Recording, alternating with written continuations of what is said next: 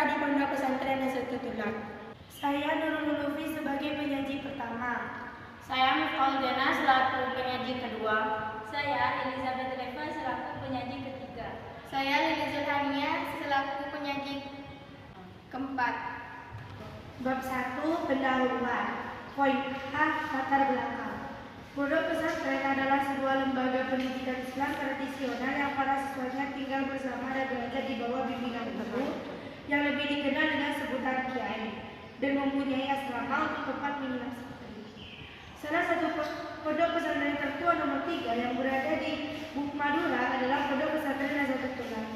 Pondok Pesantren Nazatul Tulab, Kerajaan Caplong Sampang Madura, bermula dari peristiwa babat tanah kerajaan oleh Kiai Abdul Alam yang mempunyai nama asli Pangkatok Bumi yang berasal dari ujung timur Pulau Garam Madura, yaitu Kabupaten Semarang.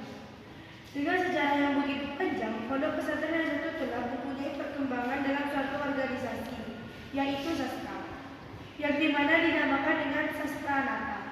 Kata sastra dalam bahasa Indonesia sebenarnya mengambil istilah dari bahasa Sanskerta, yaitu sastra. Kata sas memiliki makna instruksi atau pedoman, dan tra berarti alat atau sarana.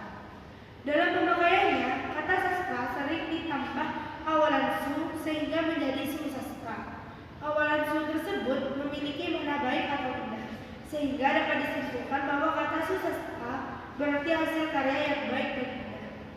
Sastra, sketsa nata adalah hasil kegiatan kreatif manusia yang dituangkan ke dalam media bahasa, baik lisan maupun tulisan.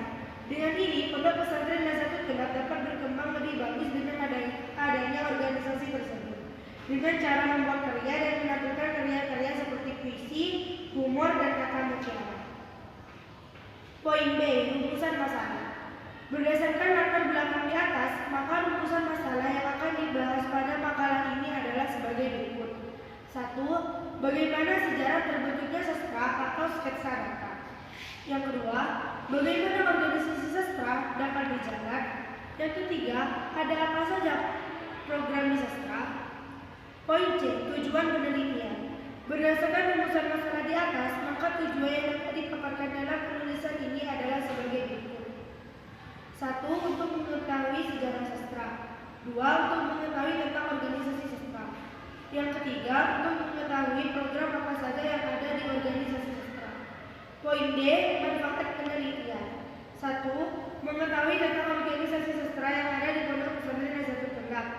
Yang kedua, mengetahui sketsa nata sebagai organisasi yang bagus. Selanjutnya akan dibahas oleh pemateri kedua, yaitu Miftaul Jana. Jadi berdasarkan rumusan masalah tadi, di sini saya ingin menjelaskan sejarah organisasi sketsa nata.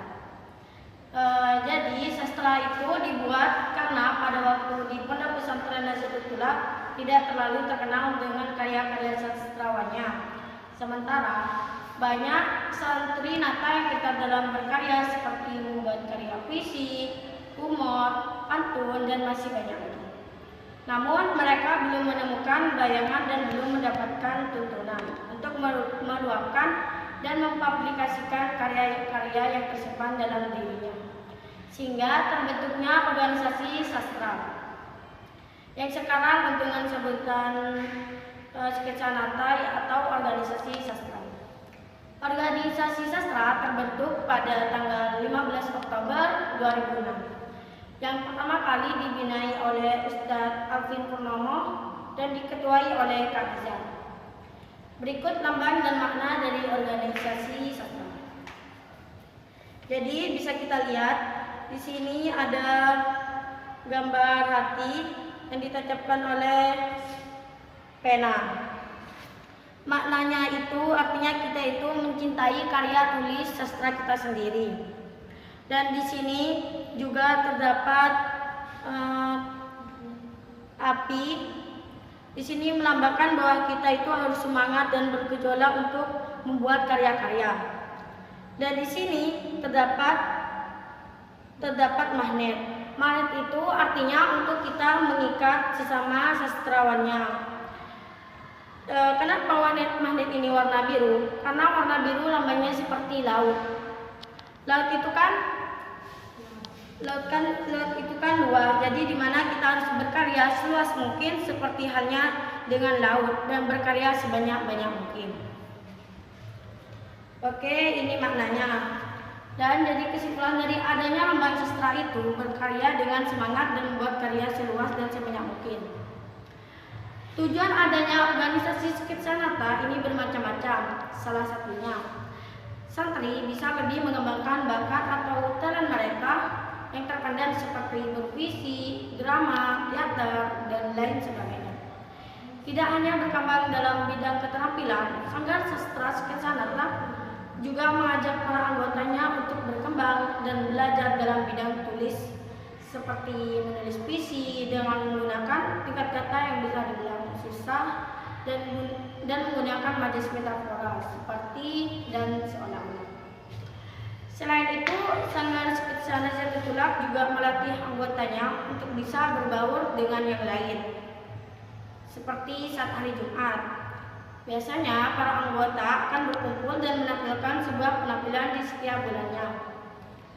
Nah, menurut pendapat lain tentang tujuan adanya organisasi Sketsanata dalam lingkungan Pondok Pesantren Nazatul Tulab, yaitu di mana kita bisa mengenal diri kita sendiri, melatih mental kita untuk selalu percaya diri dan bisa menghilangkan rasa malu yang ada pada diri kita dengan cara bertahap, dan kita akan lebih merasa percaya dengan dukungan teman-teman dalam organisasi Sketsanata ini yang awalnya sering minder, merasa tidak pantas berada dalam organisasi ini, hingga bisa percaya bahwa kita juga seperti yang lain, mempunyai diri yang dimana akan bersangkut paut dengan seni. Biasanya para anggota akan dituntut untuk membuat visi dan membacakannya di depan umum ini secara mendadak. Hal ini bertujuan untuk melatih keberanian anggota sastra agar lebih berani dan percaya diri. Seperti ketika jam makan malam, ada 3-5 anggota Sketsanata atau disebut juga dengan sastra. Mereka akan disuruh berpuisi di depan umum sehingga mengalihkan perhatian santri yang ingin nakam. Hal ini juga dilakukan ketika ada muhadharah. Disinilah puncak di mana mereka akan tampil beda, percaya diri dan menakjubkan. Di saat muhadharah kita juga disuruh nampil perangkatan. Ini adalah Sastra mengadakan 3 program, yaitu tampil di depan praktis putra saat jam istirahat berlangsung. Tampilan tersebut dilakukan saat kotor tertentu, yaitu pada hari Senin penampilan tersebut ditampilkan oleh anggota sastra putri, sedangkan pada hari Selasa penampilan tersebut ditampilkan oleh sastra putra. Pengurus sastra juga boleh ikut menampilkan karya-karya terpendamnya. Tampilan tersebut harus dilakukan di tengah-tengah keramaian banyak orang. Acara penampilan keaktifan anggota, biasanya acara tersebut dihadiri oleh anggota sastra saja, dan pemilihan keaktifan anggota tersebut dipilih langsung oleh pembina sastra. Hal ini membuat semangat anggota sastra semakin berkobar dan semakin berlomba-lomba untuk menghasilkan karya yang lebih bagus dan lebih banyak. Dan yang ketiga, Muhadharah Akbar Sanggar Sketsanata. Acara ini biasanya ditampilkan oleh seluruh anggota sastra. Selain menampilkan penampilan sastra, juga berbagai petugas muhadharah untuk seluruh anggota sastra. Petugas tersebut dibagi langsung oleh pengurus sastra, seperti ada yang menjadi petugas MC, pembawa acara. MC tersebut tidak hanya menggunakan satu bahasa, melainkan 4 bahasa, yaitu bahasa Indonesia, bahasa Inggris, bahasa Arab, dan bahasa Madura halus perpesan. Tartil beserta terjemahnya. Mars Nazatul Tulab, pidato 4 bahasa, dan sisa anggota yang lain dipilih menjadi petugas muhadharah akan menampilkan penampilan sastra. Penampilan tersebut ditampilkan oleh per anggota oleh anggota sastra itu sendiri. Setiap tahunnya sastra mengadakan 3 acara. Pergantian pengurus. 1. Pergantian pengurus. Setiap tahun Pondok Pesantren Nazatul Tulab akan terjadi pergantian pengurus untuk mengatur sastra menjadi lebih baik lagi.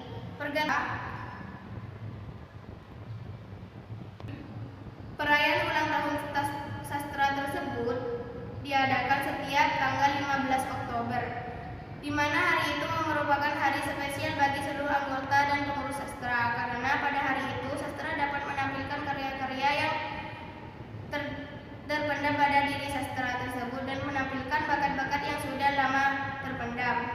Selain itu, perayaan tersebut diadakan secara meriah oleh seluruh anggota dan pengurus sastra. Anggota Sastra Putih memeriahkan di musola, dan acara tersebut terdapat banyak penampilan dari sastra. Penampilan tersebut ditampilkan perangkatan, tampilan yang berupa drama, teater, humor, dan masih banyak lagi. Sebelum acara dimulai, semua anggota sastra berkumpul dan menyanyikan lagu sastra dengan memakai kerudung ungu sebagai simbol warna sastra. Dan di Putra juga menampilkan penampilan yang dimeriahkan di selatan Pondok Pesantren Nazatul Tulab, Kawasan Putra, dan keesokan harinya kita memeriahkan secara besar-besaran bersama Putra di selatan. Dan selanjutnya yang akan dibahas oleh Aini. Bab 3 penutup. Poin A, kesimpulan. Dapat disimpulkan, Sanggar Sikat Sanata ini adalah hasil kegiatan kreatif manusia yang dituangkan ke dalam media bahasa, baik lisan maupun tulisan. Sebuah karya seni dapat dikatakan sebagai karya yang bernilai sastra, bukan hanya karena bahasa indah, beralun-alun, penuh dengan irama dan perumpamaan, melainkan harus dilihat secara keseluruhan dari nilai-nilai estetika, nilai-nilai moral, dan nilai-nilai konsepsi yang terdapat dalam karya sastra tersebut.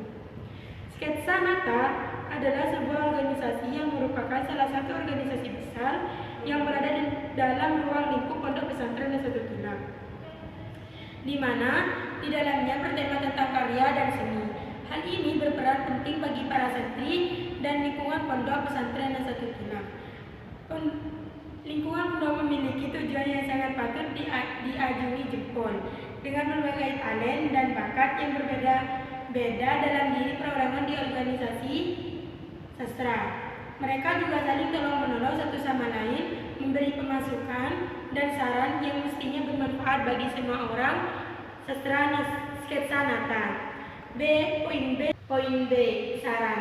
Dengan adanya makalah yang tidak sempurna, ini penulis berharap para pembaca dapat memperbaiki makalah ini.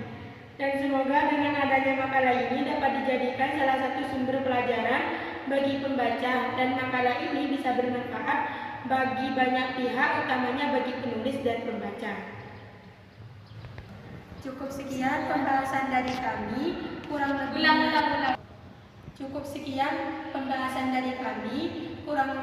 mohon maaf. Assalamualaikum warahmatullahi wabarakatuh.